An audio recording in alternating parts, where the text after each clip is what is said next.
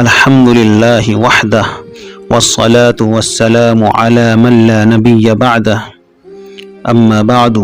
فأعوذ بالله من الشيطان الرجيم بسم الله الرحمن الرحيم يا أيها الذين آمنوا كتب عليكم الصيام كما كتب على الذين من قبلكم لعلكم تتقون۔ دوستو، ہم سب کو اللہ تعالیٰ کا شکر ادا کرنا چاہیے کہ اس نے ہمیں زندگی میں پھر ایک مرتبہ یہ مبارک مہینہ نصیب فرمایا،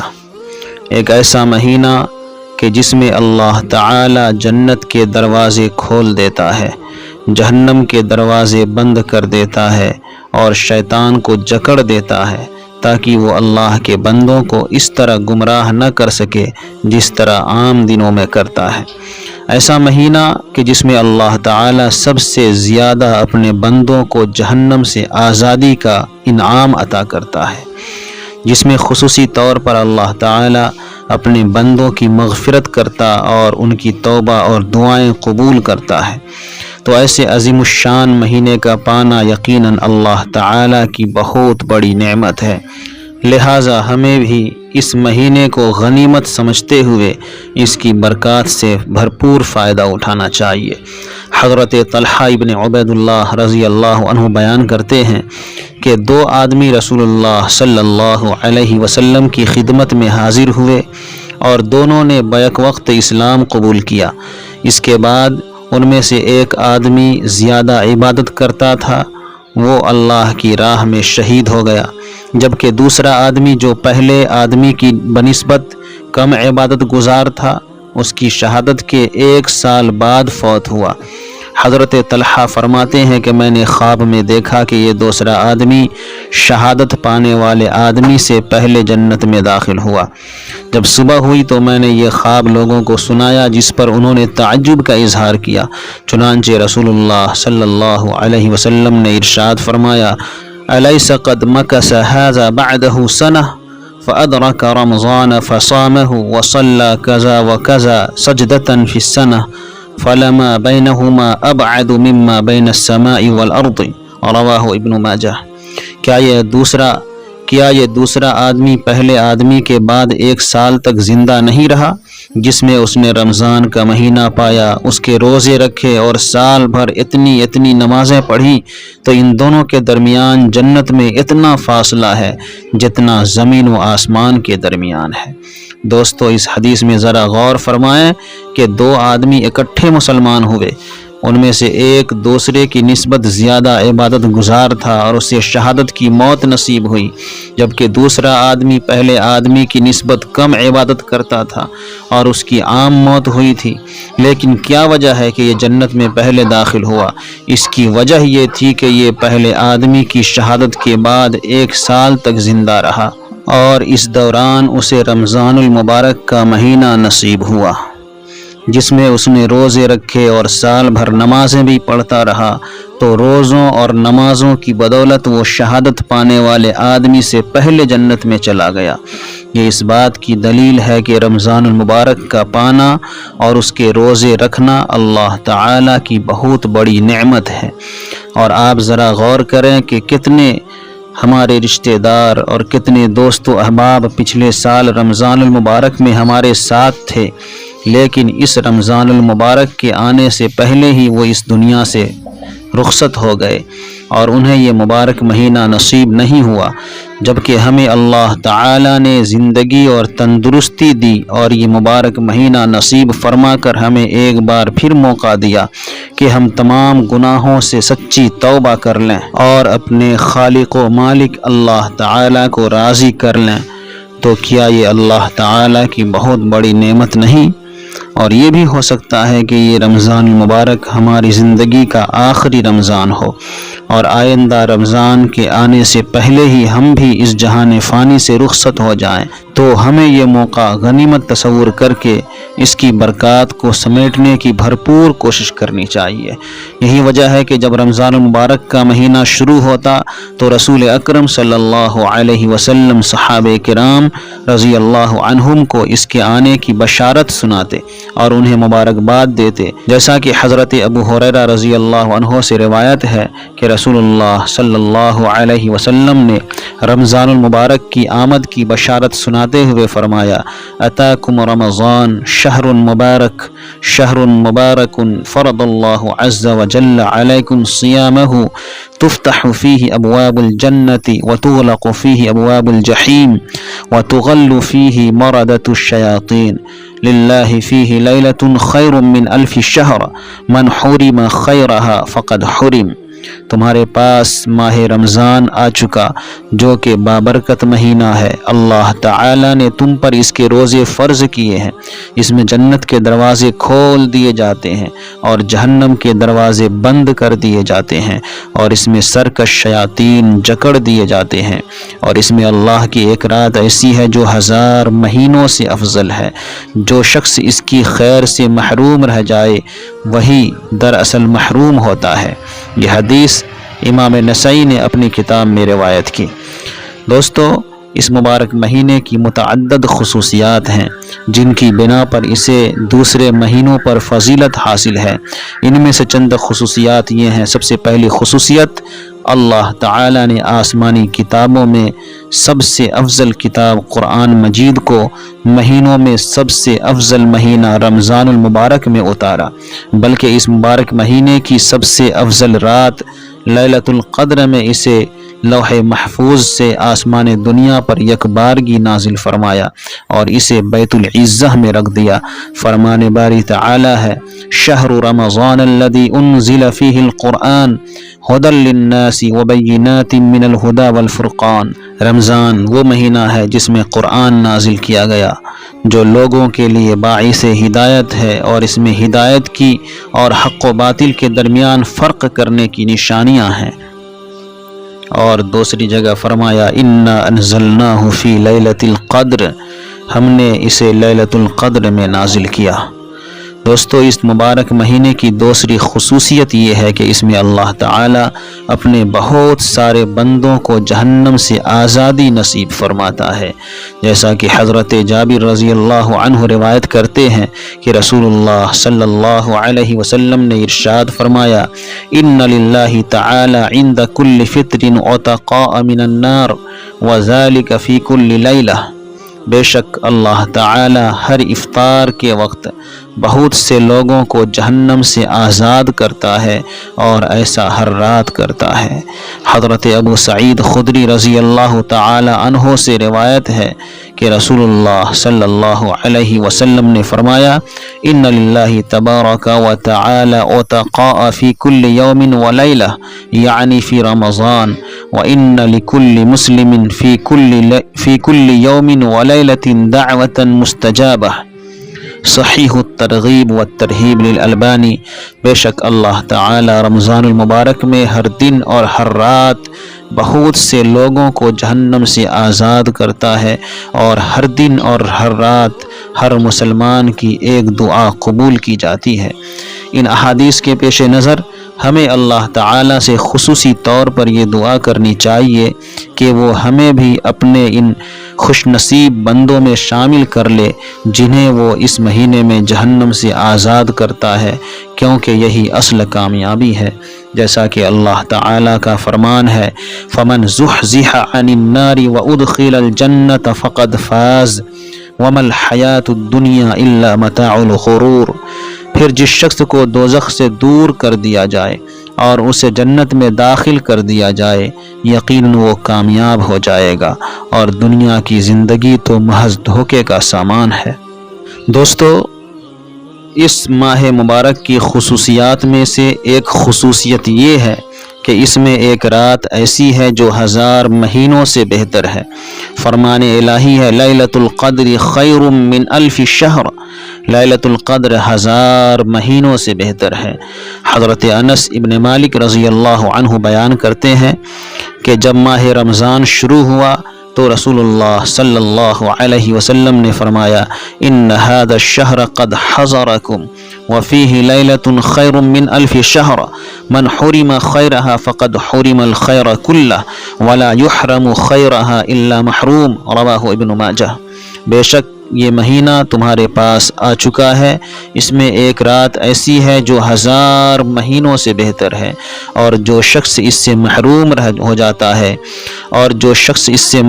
ہو جاتا ہے وہ مکمل خیر سے محروم ہو جاتا ہے، اور اس کی خیر سے تو کوئی حقیقی محروم ہی محروم رہ سکتا ہے۔ اس عظیم الشان مہینے کی ایک خصوصیت یہ بھی ہے کہ اس میں عمرہ حج کے برابر ہوتا ہے، جیسا کہ حضرت عبداللہ ابن عباس رضی اللہ عنہ سے روایت ہے کہ رسول اللہ صلی اللہ علیہ وسلم نے ایک انصاری خاتون کو فرمایا فَإِذَا جَاءَ رَمَضَانَ فَاعْتَمِرِي فَإِنَّ عُمْرَةً فِيهِ تَعْدِلُ حَجَّةً رواہ البخاری۔ جب ماہ رمضان آ جائے تو تم اس میں عمرہ کر لینا، کیونکہ اس میں عمرہ حج کے برابر ہوتا ہے۔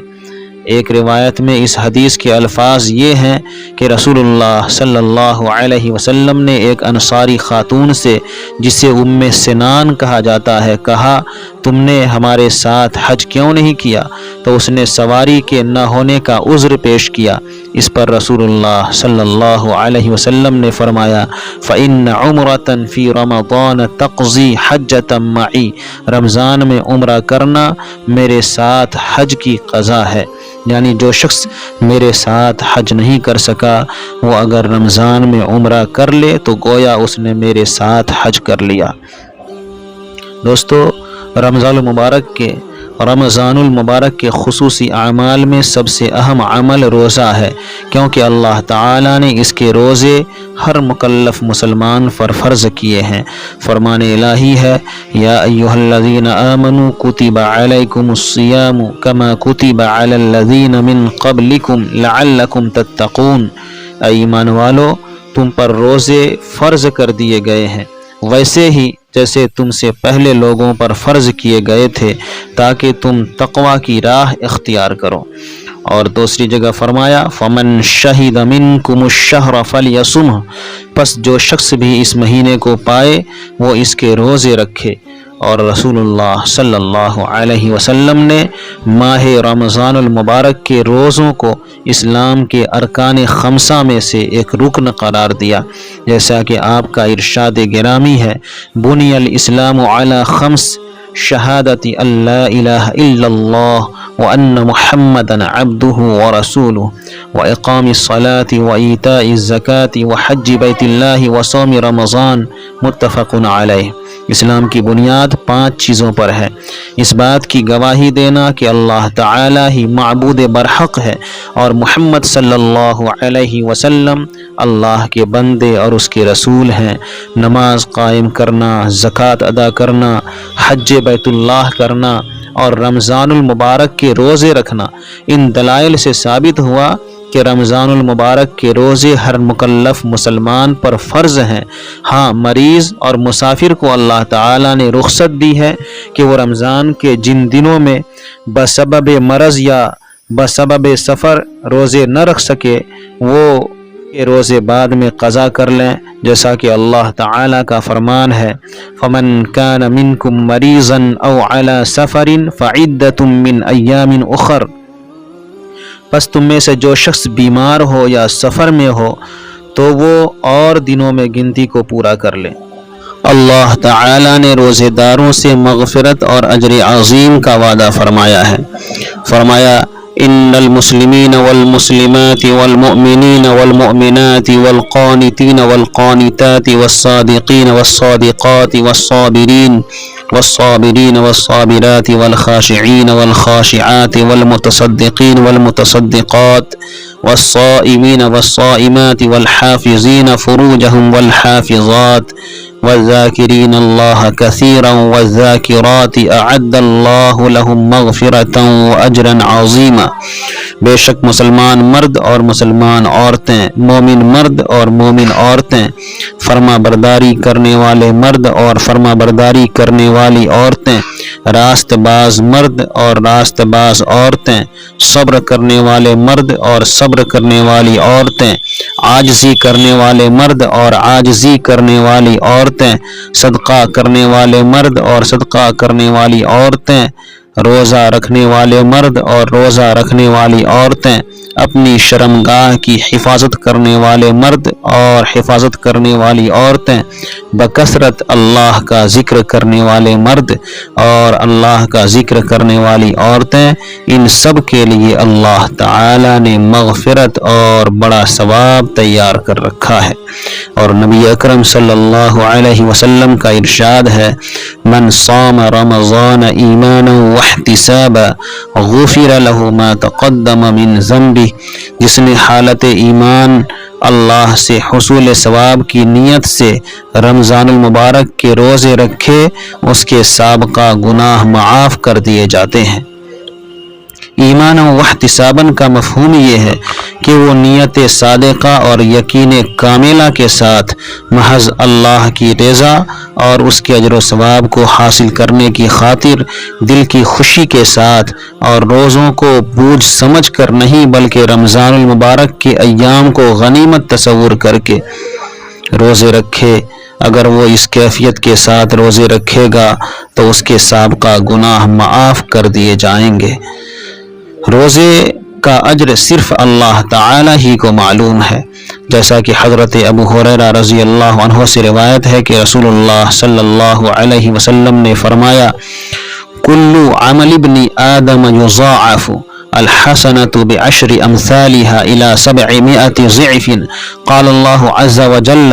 إلا الصوم فإنه لي وأنا أجزي به يدع شهوته وطعامه من أجلي، رواہ مسلم۔ ابن آدم کا ہر نیک عمل کئی گنا تک بڑھا دیا جاتا ہے، ایک نیکی 10 نیکیوں کے برابر، حتیٰ کہ 700 گنا تک بڑھا دی جاتی ہے۔ اللہ تعالیٰ فرماتا ہے، سوائے روزے کے جو کہ صرف میرے لیے ہوتا ہے اور میں ہی اس کا بدلہ دوں گا، کیونکہ وہ میری وجہ سے اپنی شہوت اور اپنے کھانے کو چھوڑتا ہے۔ الا الصوم لی فإنہ لی، سوائے روزے کے جو کہ صرف میرے لیے ہوتا ہے سے مراد یہ ہے کہ مومن کے باقی نیک اعمال مثلا نماز، صدقہ، ذکر وغیرہ تو ظاہری ہوتے ہیں اور فرشتے انہیں نوٹ کر لیتے ہیں، جبکہ روزہ ایسا عمل نہیں جو ظاہر ہو، بلکہ صرف نیت کرنے سے ہی انسان روزے کی حالت میں چلا جاتا ہے، اور نیت کا علم سوائے اللہ تعالیٰ کے اور کسی کو نہیں ہوتا، حتیٰ کہ فرشتے بھی نہیں جانتے۔ اس لیے اللہ تعالیٰ نے فرمایا کہ روزہ صرف میرے لیے ہے اور اس کا بدلہ بھی میں ہی دوں گا، اور شاید یہی وجہ ہے کہ رسول اللہ صلی اللہ علیہ وسلم نے روزے کو بے مثال عمل قرار دیا۔ چنانچہ حضرت ابو امامہ رضی اللہ عنہ بیان کرتے ہیں کہ میں نے رسول اللہ صلی اللہ علیہ وسلم کی خدمت میں حاضر ہو کر عرض کیا،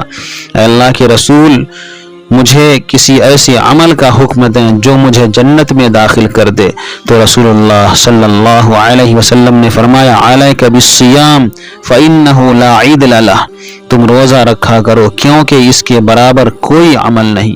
یعنی شہوت کو ختم کرنے اور نفس امارہ اور شیطان کا مقابلہ کرنے میں اور اجر و ثواب میں روزے جیسا کوئی عمل نہیں۔ اور چونکہ روزے کا اجر و ثواب بہت زیادہ ہے اور اس کی مقدار کا علم صرف اللہ تعالیٰ کو ہے، اس لیے روزہ دار جب قیامت کے روز اللہ تعالیٰ سے ملے گا اور اسے اللہ تعالیٰ روزے کا اجر و ثواب دے گا تو اسے بے انتہا خوشی ہوگی، جیسا کہ رسول اللہ صلی اللہ علیہ وسلم نے فرمایا، للصائم فرحتان یفرحہما اذا افطر فرح واذا لقی ربہ فرح بصومہ، رواہ البخاری و مسلم۔ روزہ دار کے لیے 2 خوشیاں ہیں، ایک افطاری کے وقت اور دوسری اللہ تعالی سے ملاقات کے وقت۔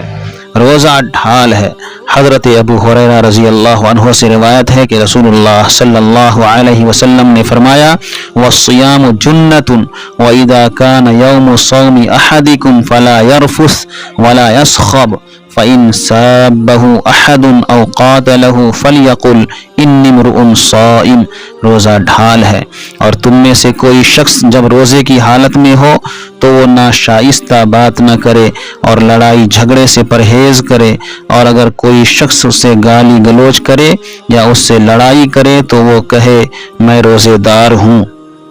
روزہ ڈھال ہے سے مراد یہ ہے کہ روزہ شہوت اور گناہوں سے روکتا ہے اور اسی طرح جہنم سے بچاتا ہے، جیسا کہ رسول اللہ صلی اللہ علیہ وسلم کا ارشاد ہے الصیام جنۃ من النار کجنۃ احدکم من القتال۔ روزہ جہنم کی آگ سے ڈھال ہے، جیسا کہ تم میں سے کوئی شخص جنگ سے بچنے کے لیے ڈھال لیتا ہے۔ روزے کی حالت میں خاتمہ ہو جائے تو وہ سیدھا جنت میں جائے گا۔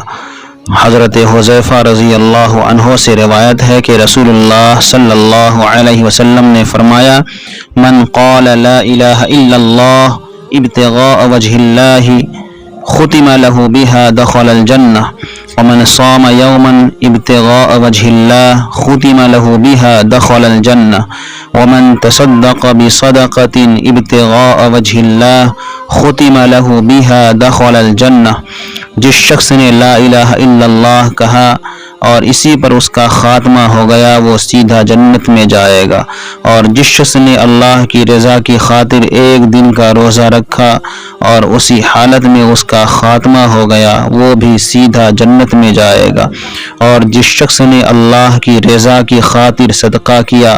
اور اسی وقت اس کا خاتمہ ہو گیا وہ بھی سیدھا جنت میں جائے گا۔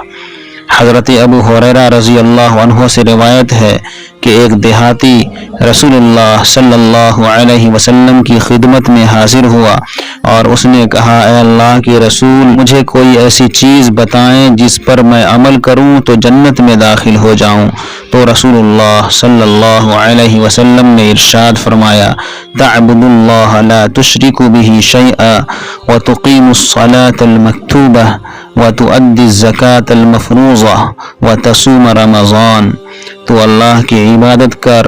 اور اس کے ساتھ کسی کو شریک مت بنا، فرض نماز قائم کر، فرض زکوٰۃ ادا کر اور رمضان کے روزے رکھ۔ یہ سن کر دیہاتی نے کہا اس ذات کی قسم جس کے ہاتھ میں میری جان ہے میں ہمیشہ نہ اس سے زیادہ کروں گا نہ اس سے کم کروں گا۔ پھر جب وہ چلا گیا تو رسول اللہ صلی اللہ علیہ وسلم نے فرمایا من سرہ ان ینظر الی رجل من اہل الجنہ فلینظر الی ھذا۔ جو آدمی اہل جنت میں سے کسی شخص کو دیکھنا چاہتا ہو وہ اسے دیکھ لے۔ دوستو، رمضان سے فائدہ حاصل کرنے کے لیے ضروری ہے کہ ہم اپنی زندگی کا جائزہ لیں،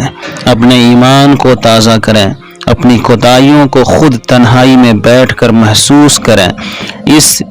احتساب یا جائزے کے نتیجے میں ہماری زندگی کے جو کمزور پہلو سامنے آئیں ان پر قابو پانے کا فیصلہ کریں، اپنی کوتاہیوں کی معافی چاہیں۔ گناہوں کی معافی چاہنے کے لیے رمضان سے بہتر کون سا زمانہ ہو سکتا ہے؟ دوستو،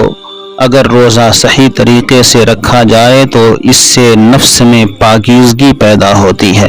اللہ کی راہ میں جد و جہد کرنے کے لیے قوت ملتی ہے، اللہ کی نعمتوں کا احساس ہوتا ہے،